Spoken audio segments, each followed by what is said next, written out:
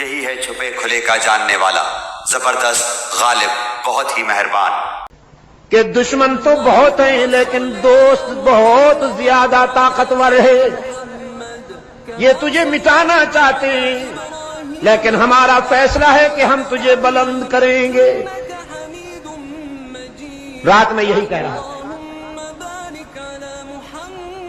مکہ والے مٹانا چاہتے تھے اور عرش والے نے بلند کرنے کا فیصلہ کیا تھا۔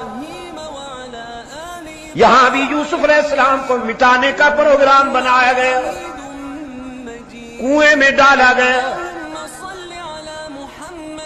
رب العالمین نے روح الامین کو حکم دیا، جاؤ میرے پیغمبر کو اپنی آغوش امانت میں سنبھال لو۔